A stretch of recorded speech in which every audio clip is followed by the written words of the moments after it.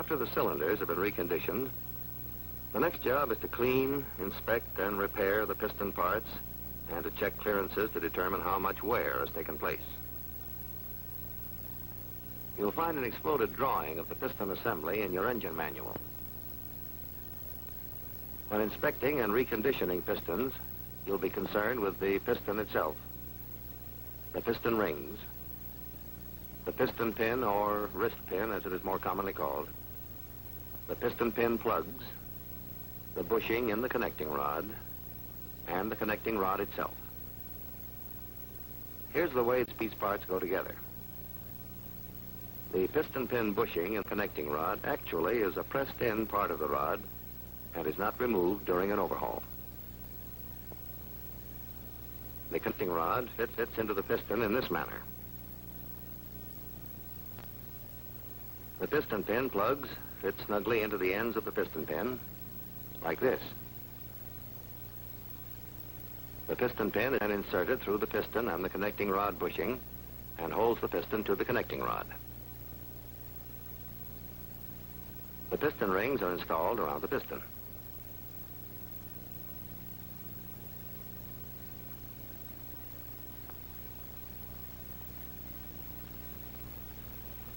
And eventually, the piston assembly will be installed inside the cylinder. There must be correct clearance between these parts to assure proper lubrication. One of the most important is the clearance between the outside of the piston and the inside of the cylinder. The two surfaces at the ends of the piston pin, where the pin fits into the bosses in the piston, also must have proper specified clearances. And the center of the piston pin, where the pin goes through the connecting rod bushing, likewise must fit properly. Now let's get back to the pistons themselves. Take a good look at the piston rings. They may give you a clue to trouble. These rings seem to be okay. An example of what you may run into, however, is this piston from another engine. Some of the rings are seized. That is, overheating has welded them tightly to the ring grooves. Notice the blow-by marks on the rings, where hot expanding gases have escaped. A condition like this would most likely score the cylinder seriously, like this, and cause a distinct loss of power. However, the rings on the piston you are inspecting are in good shape, and you can go ahead and remove them. To get them off easily, you'll need a ring spreader that grips the ends of the ring and spreads the gap.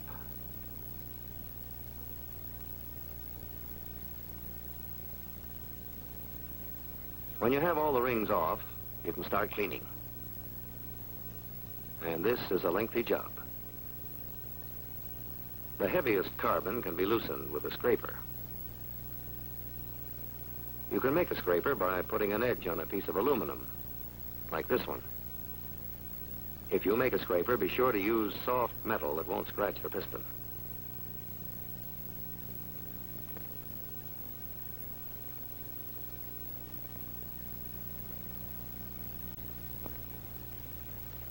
You'll need another scraper with one end narrowed to fit the ring grooves. When most of the carbon has been scraped off, the parts are ready for a soaking in cleaning solvent. Keep the pistons, pins, and plugs in sets so they don't get mixed up. When using some of the harsher cleaning solvents, wear rubber gloves to protect your hands. This cleaner is mild enough to make that unnecessary. Let the parts soak until the solvent has had a chance to loosen the remaining carbon and dirt. When certain kinds of cleaner are used, it's necessary to rinse off the parts with hot water. Now you can probably get the parts thoroughly clean with a little more scraping.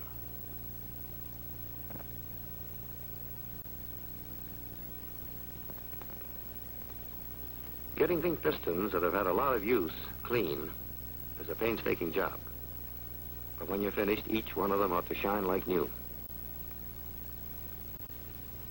Poke out the oil relief holes spaced around the head with an undersized drill to be sure no dirt has clogged the openings. Now you can finish off the cleaning job in good shape with a spray gun and cleaning solvent. The gun will force cleaning fluid into all the corners. Then the same gun, disconnected from the solvent, will dry and further clean the piston with compressed air. After inspecting each of the piston pin plugs, try them in the piston pin for fit. This one's too loose and should be discarded. Make a note to get a new plug for this pin. To detect cracks or scoring that you might otherwise miss, use a 10-power magnifying glass. Here's a nick that can be repaired.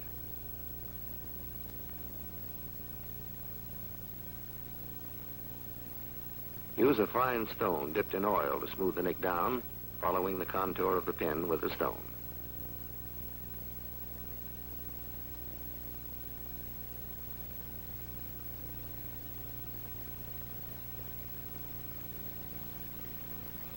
Then polish the spot with a piece of crocus cloth.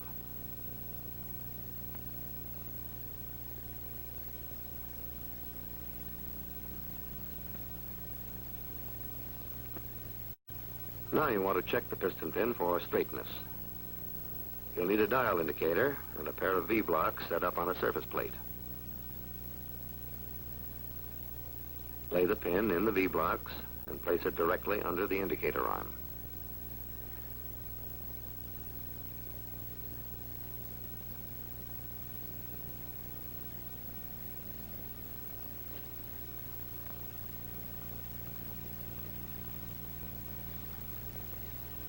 Set the dial so the needle points to 0.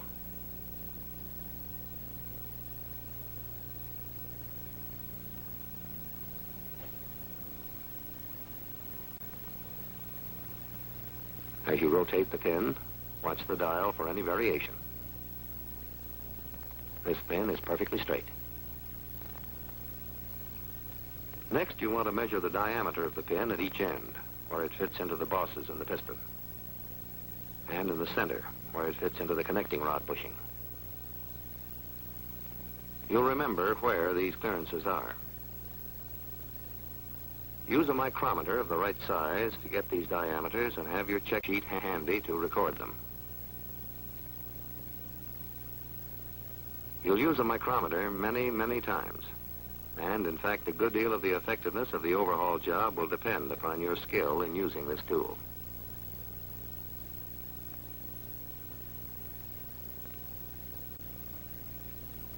Take two measurements at each point and record them.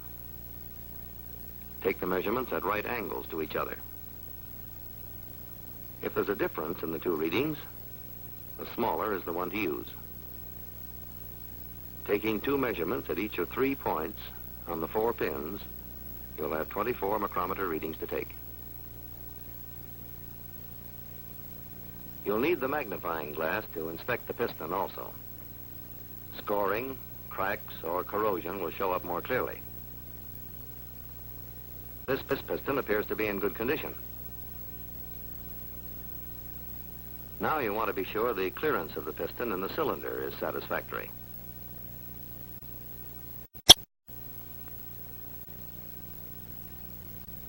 You'll recall that this clearance was pointed out. Using the proper size micrometer, measure the diameter of the piston at the skirt and record the readings on your check sheet.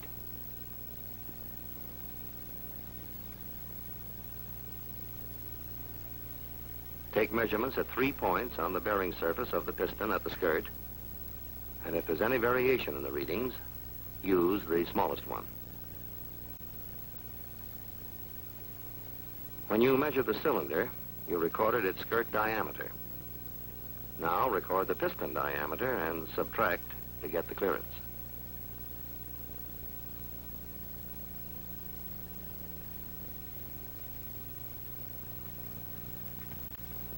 Check this clearance against the table of limits. The piston in the cylinder can have a clearance between 14 and 17 thousandths. That means your clearance is okay. A visual inspection of the ring grooves is next in order. Watch particularly for signs of steps worn into the grooves. Now examine the piston pin bosses for scores, cracks, or evidences of wear. This boss appears to be in good condition. You still need to check the clearance between the boss and the piston pin. To measure the diameter of the boss, use a telescoping gauge and a micrometer. By taking readings in two directions, you can tell whether or not the boss is out of round.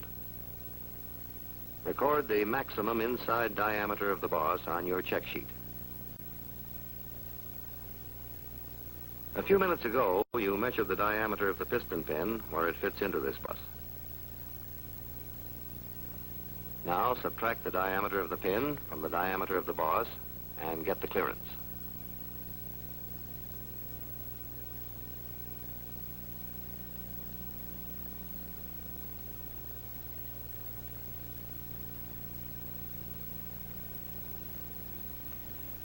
This clearance must then be checked with the table of limits to be sure it's satisfactory.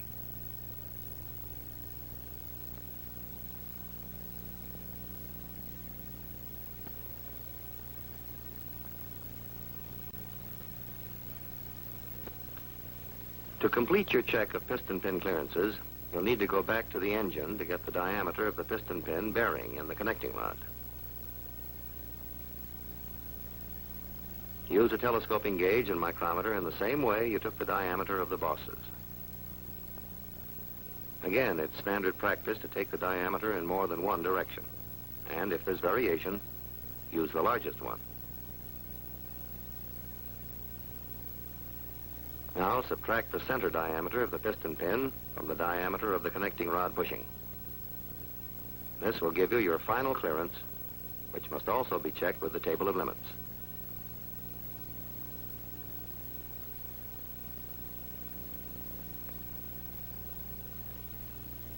Your last job is to install new rings on the pistons.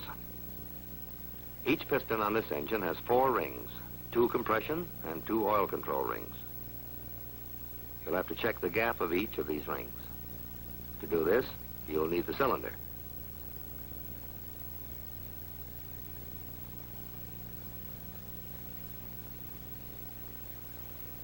Install the piston in the cylinder barrel in its operating position.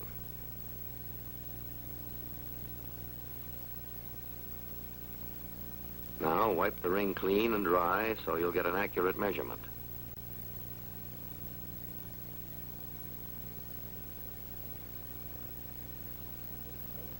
Then compress the ring and place it in the cylinder.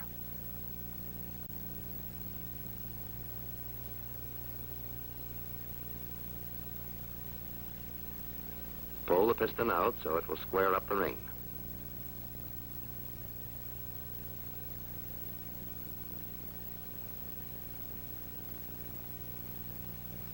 Use a feeler gauge to check the gap of the compressed piston ring. You'll find proper gap allowances given in the table of limits.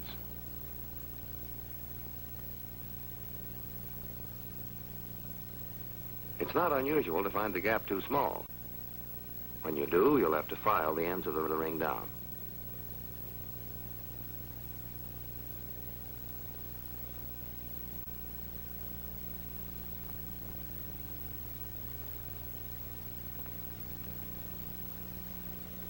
To do this, clamp a smooth file securely in a soft-jawed vise.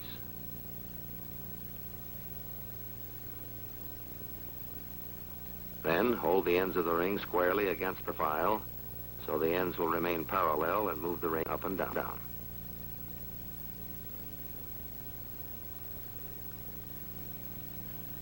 When you feel you've enlarged the gap sufficiently, make another check.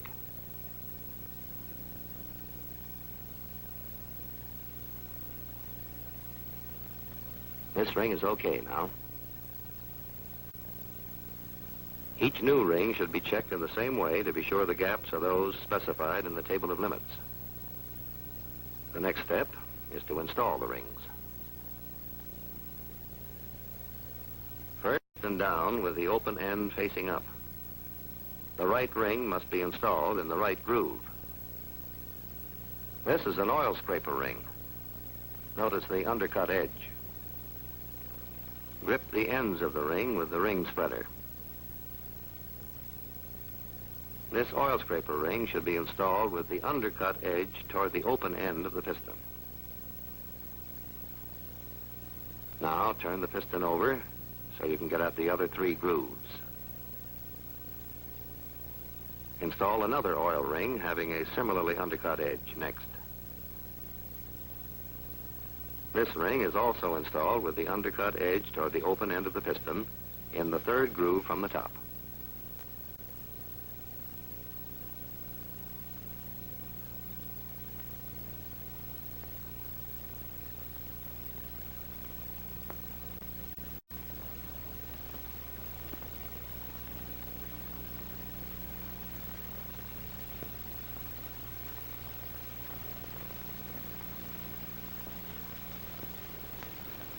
Next, install a plain compression ring in the 2nd groove from the top.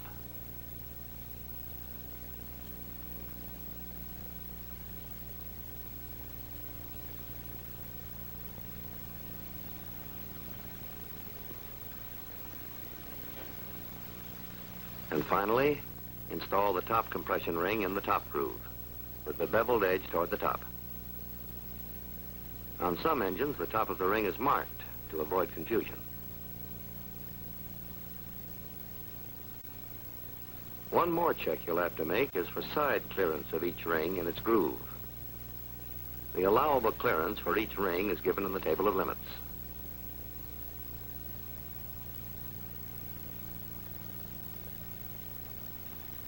Hold the ring firmly seated in the groove when you use the feeler gauge and run the feeler all the way around the piston.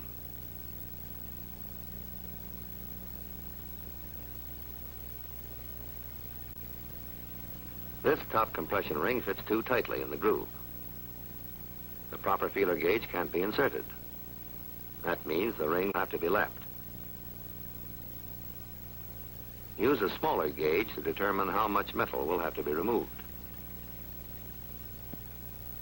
Before lapping, mic the ring all around. Then, when you mic it again later, you'll know how much metal you've removed. The lapping tools you'll need are a surface plate, emery clay cloth, and a wood disc with a groove to hold the ring. Lay the ring squarely in the groove with top side up.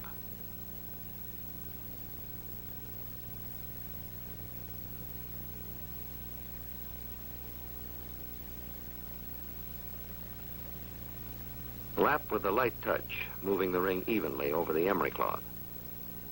To avoid heavier lapping, where your fingers touch the disc, move the fingers often to different positions.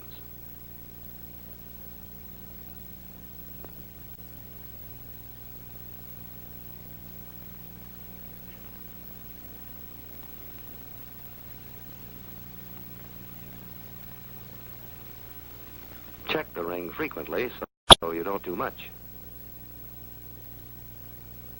Take it out of the disc and wipe it off before making it so you'll get an accurate measurement.